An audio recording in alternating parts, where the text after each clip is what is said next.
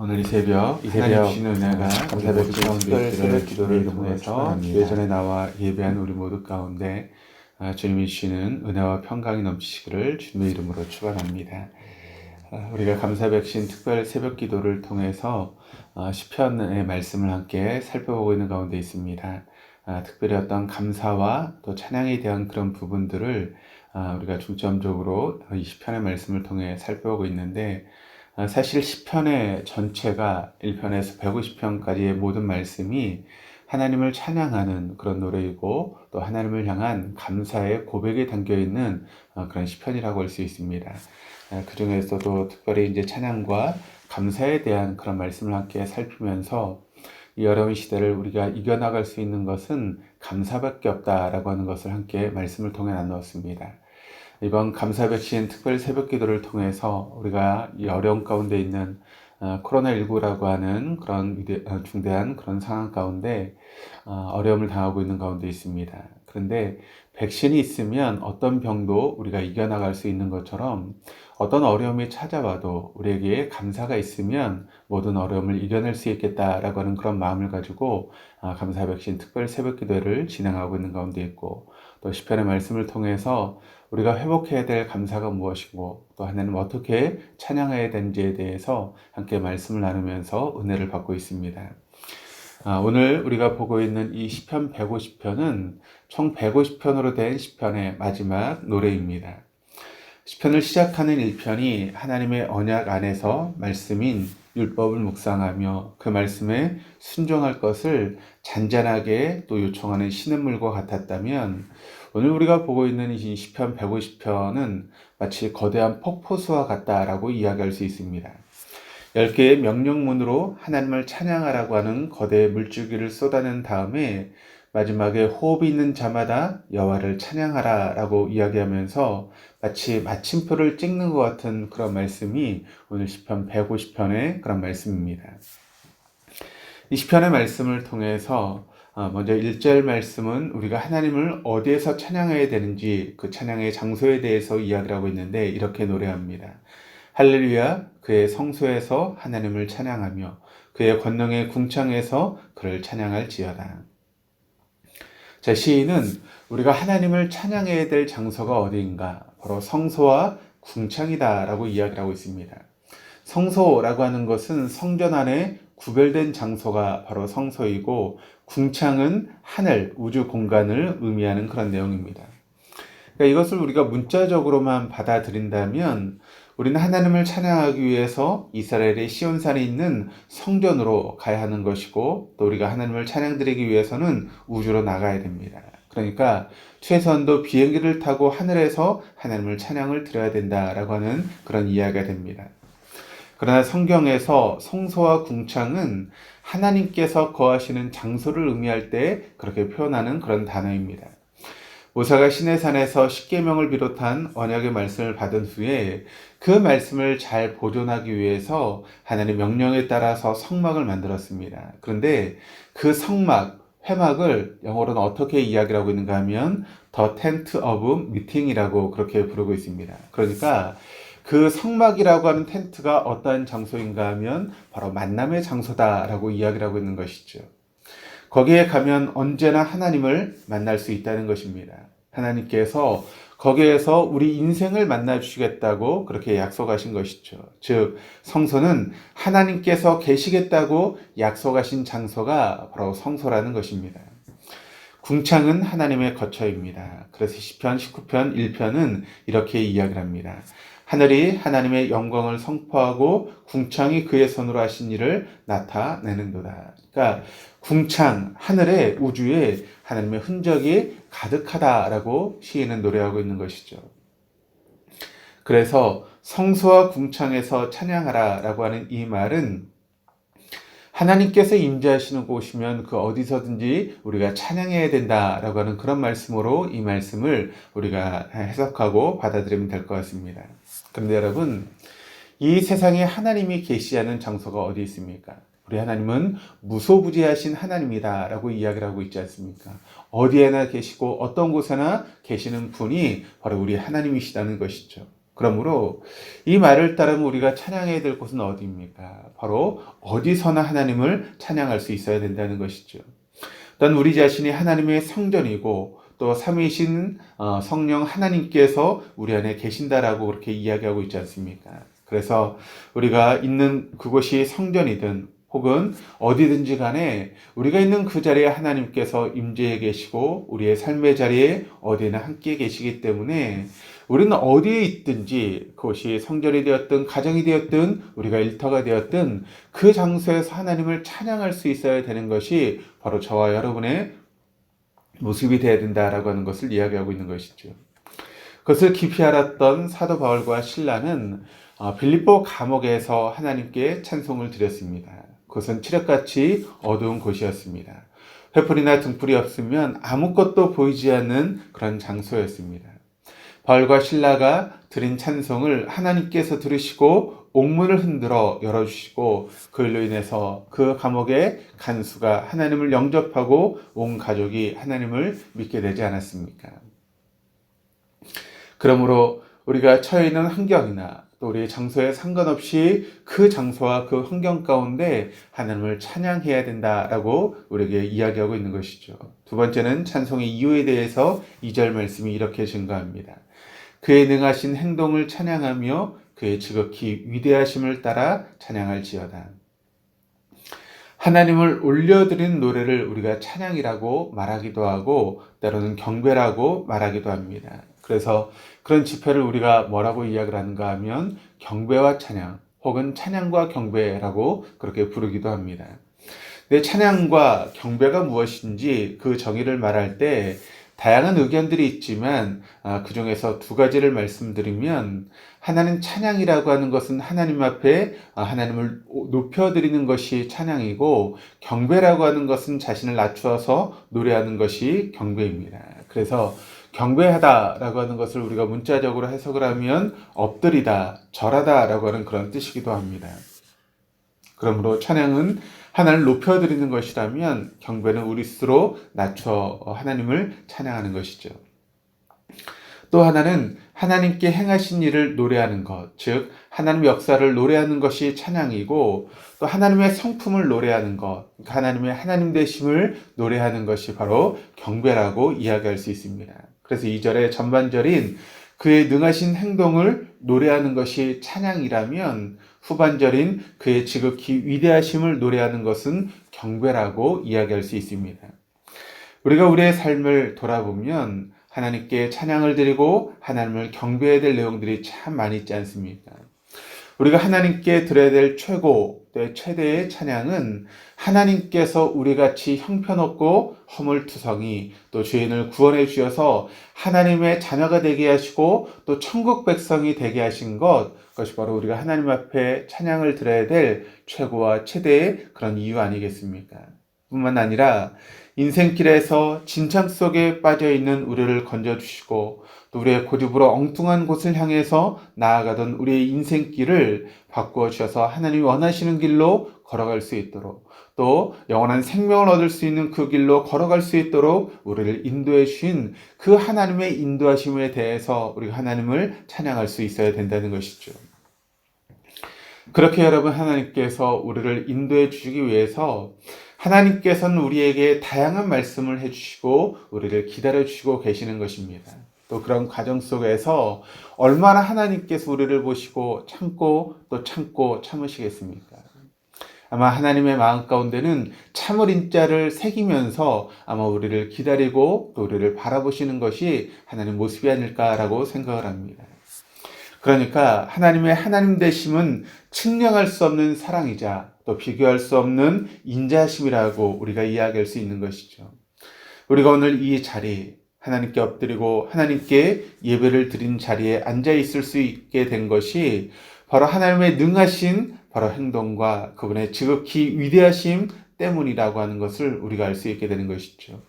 그렇기 때문에 하나님은 우리에게 찬양과 경배를 받기에 합당하신 그런 분이다라고 하는 것을 우리가 언제나 잊지 말아야 됩니다. 3절에서 5절까지의 말씀은 하나님께 찬양을 드리는 악기에 대해서 이야기를 하고 있는데 나팔 소리로 찬양하며 비파와 수금으로 찬양할지어다. 소고치며 춤추어 찬양하며 현악과 퉁소로 찬양할지어다. 큰 소리 나는 재금으로 찬양하며 높은 소리 나는 재금으로 찬양할지어다. 여기 나팔은 야상염소의 뿔로 만들어졌는데 제사장들이 제사를 드릴 때 사용했던 악기였습니다. 또 비파와 수금은 둘 다 현악기인데 하프와 거문고라고 이야기할 수 있습니다. 또 비파는 고대 기타라고 할 수 있고 소고는 전형적인 타악기 드럼인데 서민들이 축제나 절기 때 기뻐 환호성을 지를 때 사용했던 그런 악기입니다.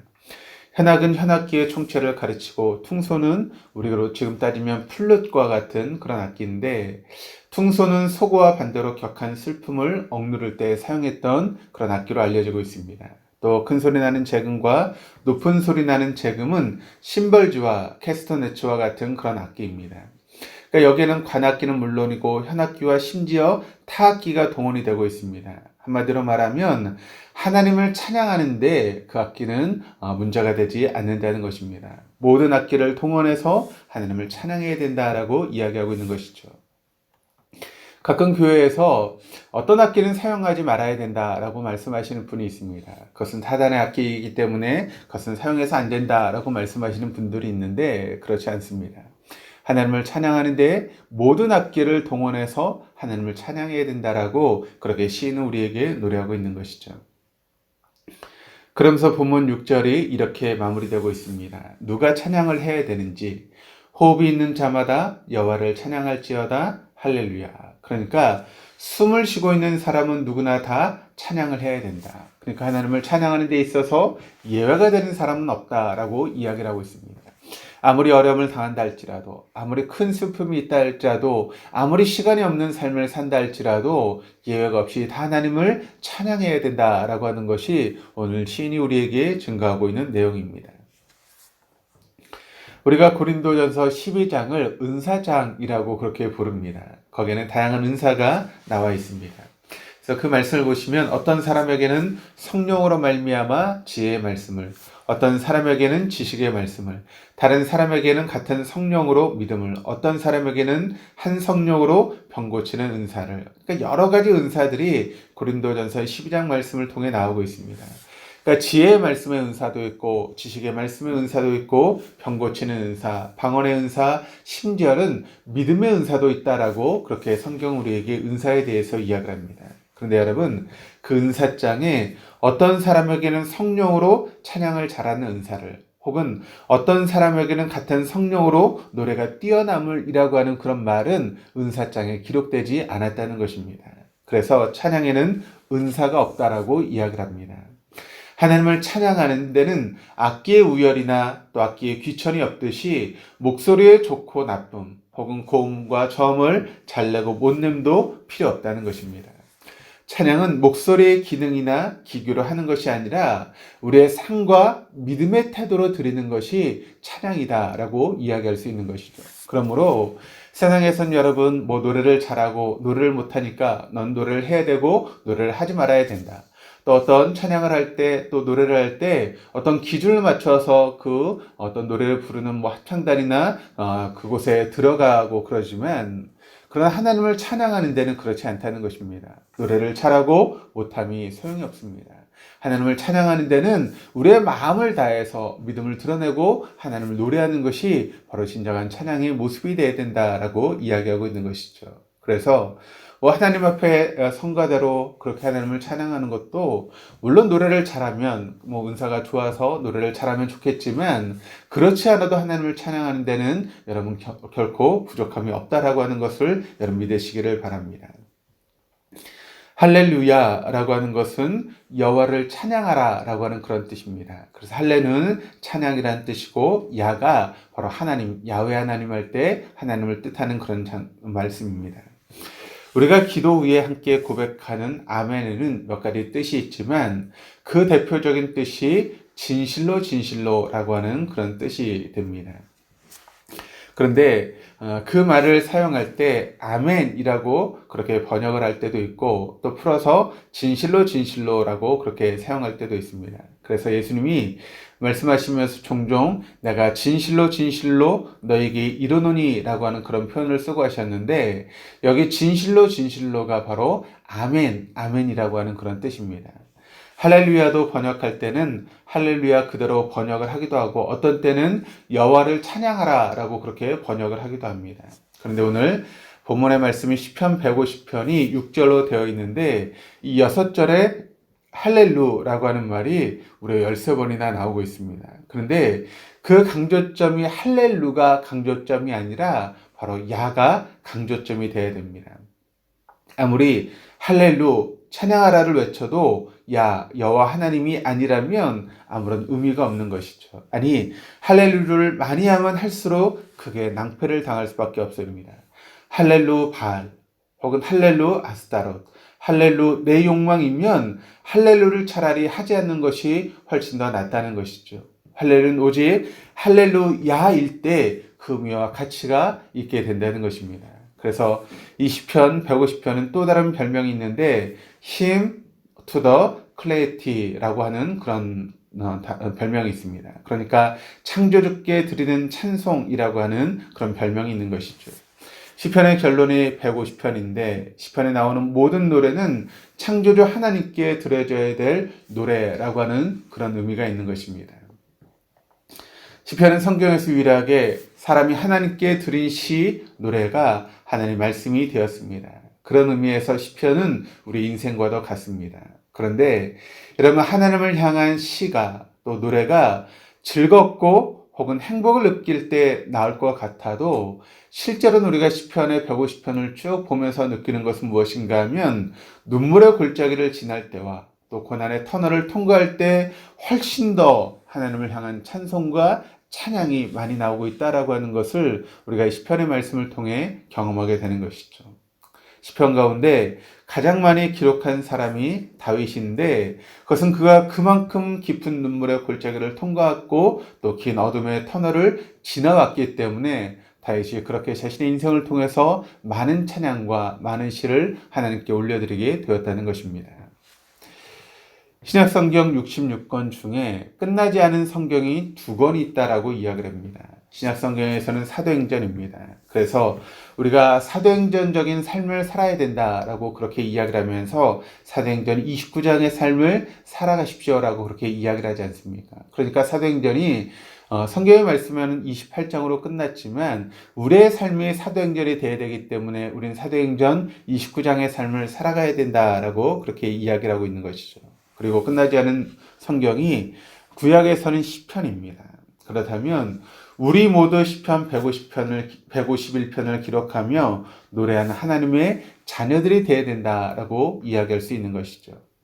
하나님께서 마음과 정성을 다해 심어주신 삶의 자리가 눈물의 골짜기처럼 보이고 빛이 보이지 않는 터널을 지나가는 것 같다 보인다 할지라도 자신의 삶의 한중간에 하나님을 찬양하는 노래가 있다면 그 인생이야말로 참 복된 인생 아니겠습니까?